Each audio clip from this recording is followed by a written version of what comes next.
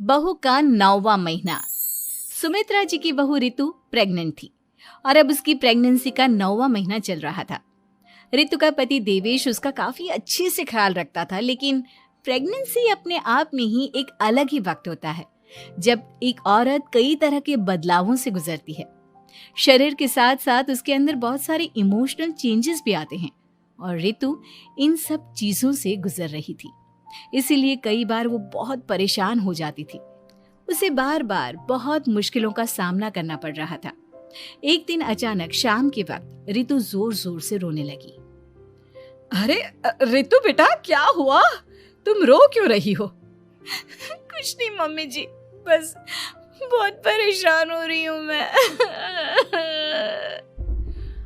हाँ बेटा, वो तो मुझे भी दिख रहा है, तभी तो रो रही हो तुम।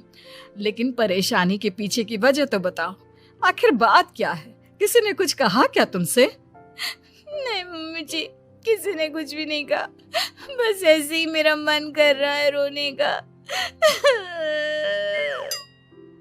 अरे बेटा, ये क्या बात हुई? रोने का मन कर रहा है?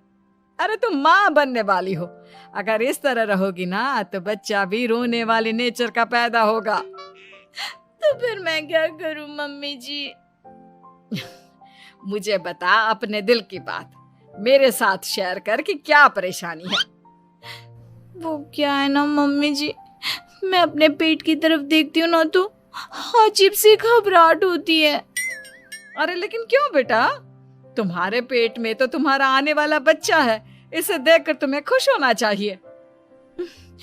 मम्मी जी वो क्या है ना, मेरा पेट इतना बड़ा हो गया है, शरीर की हालत ऐसी हो गई है तो सोच सोच कर डर लगता है कि मैं कभी फिर से पहले जैसी स्लिम और ब्यूटीफुल हो पाऊंगी क्या।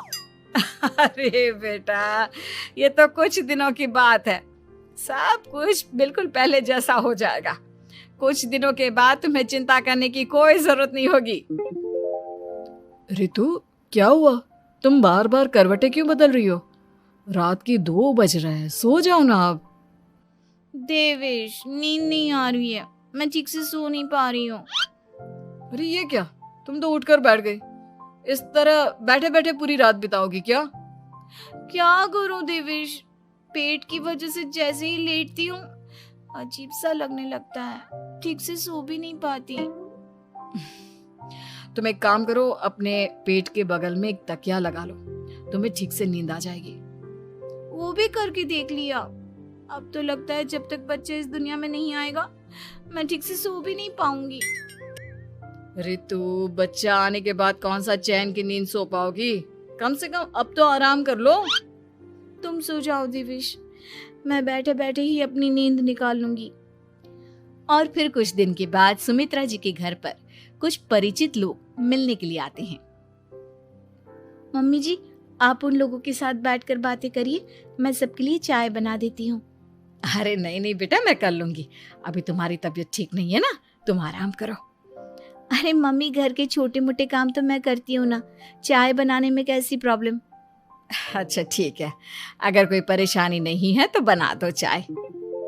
अरे ये क्या बात है सुमित्रा जी, आप तो दादी बनने वाली हैं। हाँ जी, बस ठीक ठाक तरीके से मेरा पोता या पोती इस दुनिया में आ जाए तो चैन हो जाए। सही कहती हैं बहन जी, एक औरत के लिए ये वक्त बहुत मुश्किल होता है। वैसे बहू की तबीयत तो ठीक है ना? हाँ हाँ, तबीयत तो ठीक है, बस ऐसे ही थोड़ी बहुत परेशानी है जो इस वक्त होती है, उसी से गुजर रही है। पहली बार माँ बन रही है ना, कभी कभी परेशान हो जाती है। सुमित्रा जी रिश्तेदारों से बात करती है और उन्हें काफी देर हो जाती है। रिश्तेदारों के जाने के बाद, अरे रितु बेटा, तुम अभी तक किचन में काम कर रही हो? मैंने तुम्हें मना किया था ना, इतनी देर खड़े रहने की क्या जरूरत थी? मम्मी जी, वो मुझे लगा रात के खाने में देर हो जाएगी, इसलिए मैं साफ उधर बिजी थी तो मैं खाना बनाने लग गई थी। अरे बेटा, तुम तो बिल्कुल कुछ भी नहीं समझती, जरा अपने पैरों की हालत तो देखो। हाँ मम्मी जी, मुझे भी ना पैरों में बहुत भारीपन लग रहा है। ये भारीपन नहीं है, ज्यादा देर खड़े रहने की वजह से तुम्हारे पैरों में सूजन आ गई है। अब कमरे में जाकर आराम करो, चलो। और सुनो, अपने पैरों के नीचे ना तकिया लगा लेना, सर के नीचे मत लगाना, ठीक है? अपने कमरे में जाने के बाद यार ये प्रेगनेंसी भी कितनी अजीब चीज है, कभी रोने का मन करता है, कभी हंसने का। घर में सब मुझे बहुत प्यार करते हैं, लेकिन प्रेगनेंसी की जो प्रॉब्लम्स मैं फेस कर रही हूँ वो मैं किसी को नहीं समझा सकती। ये सब कब ठीक होगा? और फिर एक रात अचानक रितु नींद में उठकर बैठ जाती है और अपने पूरे शरीर पर खुजली करने लगती है। देवेश की आंख खुलती है और वो रितु को इस तरह खुजली करते हुए देखता है।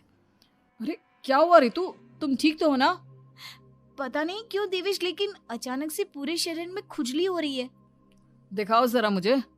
अरे लेकिन तुम्हारे शरीर पर तो कोई मच्छर के काटने की या किसी तरह के रैशेस भी नहीं है, फिर खुजली क्यों हो रही है? लगता है ये भी प्रेगनेंसी की कोई नई प्रॉब्लम है। अरे अरे परेशान मत हो, मैं मम्मी को बुला कर लाता हूँ। सुमित्रा जी के आने के बाद अरे क्या बात है बेटा, इस तरह क्यों खुजली कर रही हो? अचानक से क्या हो गया तुम्हें? मम्मी जी ऐसा लग रहा है जैसे सर से पैर तक पूरे बदन में मच्छरों ने काट लिया हो।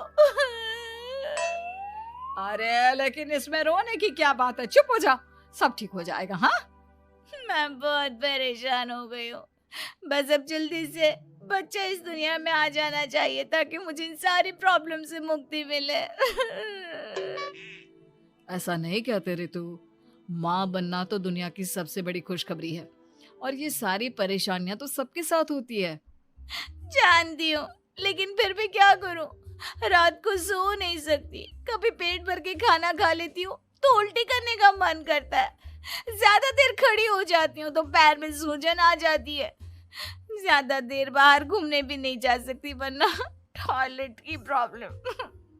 ये सब कब ठीक होगा? कुछ दिन और बीत गए और अब तक रितु का 9वां महीना खत्म होने का वक्त आ गया था। अब हर दिन रितु बस यही सोचती थी कि उसका बच्चा इस दुनिया में आने वाला है। हाँ, वो बात अलग थी कि वो कई तरह की इमोशनल चेंजेस से गुजर रही थी और फिर एक दिन अचानक, देवेश मुझे ना चाउमीन खाने का मन कर रहा है। अभी रात के 12 बजे? अरे रितु, इस वक्त चाउमीन कहाँ से लेकर आऊंगा मैं?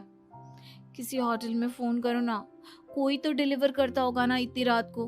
नहीं नहीं रितु, इतनी रात को कोई डिलीवर नहीं करता, तुम कल खा लेना, मैं कल तुम्हारे लिए लेकर आऊंगा बस। नहीं, मुझे अभी खाने का मन कर रहा है, मुझे अभी खाना है। अच्छा अच्छा ठीक है, एक काम करो, मैं किचन में जाकर तुम्हारे लिए मैगी बना कर लाता हूँ, क्या पता उसे खाकर तुम्हारा मन ठीक हो जाए। हाँ ठीक है। देवेश रितु को मैगी बनाकर खिला देता है, लेकिन अगले दिन अचानक से रितु की तबीयत खराब हो जाती है। क्या हुआ है बहू को?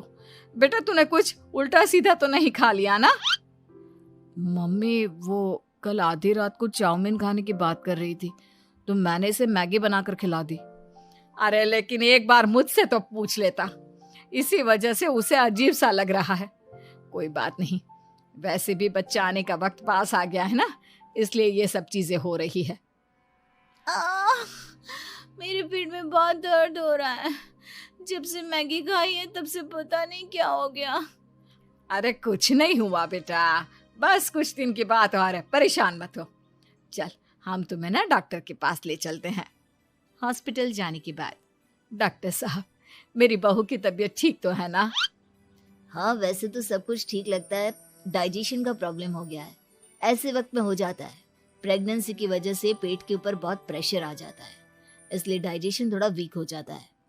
और उन्होंने रात के वक्त मैगी खा ली, इसलिए उनको ये प्रॉब्लम हो गया। डरने वाली कोई बात नहीं है। थैंक यू डॉक्टर साहब, अब हम इसका ध्यान रखेंगे।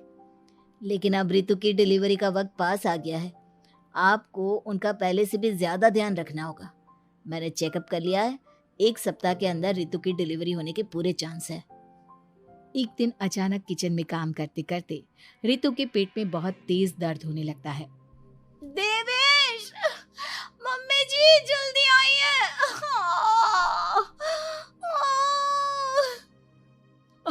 अरे क्या हुआ बहू, क्या हुआ तुम्हें? बहुत दर्द हो रहा है मम्मी, मेरे पेट में बहुत तेज दर्द हो रहा है, मुझसे खड़ा भी नहीं रहा जा रहा। इधर आ जाओ रितु, मैं तुम्हें बेड पर लिटा देता हूँ, सब ठीक हो जाएगा। बेटा, मुझे लगता है इसकी डिलीवरी का वक्त पास आ गया है। अब हमें रितु को हॉस्पिटल ले जाना होगा। वैसे भी डॉक्टर ने कहा था कि 1 सप्ताह के अंदर डिलीवरी कभी भी हो सकती है। मुझे बहुत दर्द हो रहा है, ऐसा लग रहा है जैसे मैं मर जाऊंगी। प्लीज मुझे बचा लो देवेश। अरे रितु, घबराओ मत, ऐसा कुछ नहीं होगा।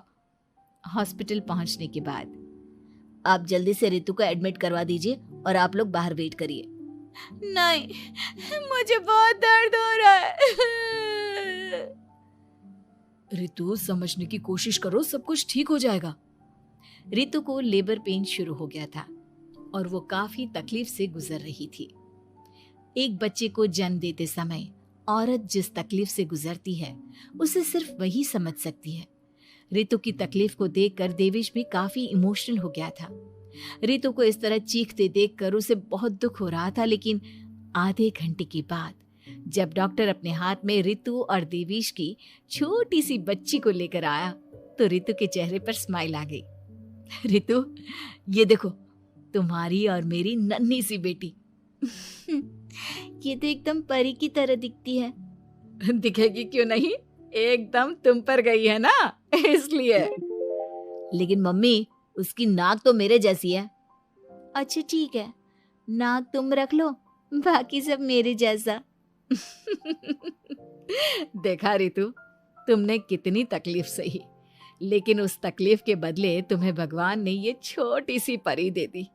और ऐसा सब औरतों के साथ होता है। तुमने बहुत हिम्मत रखी है बेटा, और इसका नतीजा आज हमारे सामने है।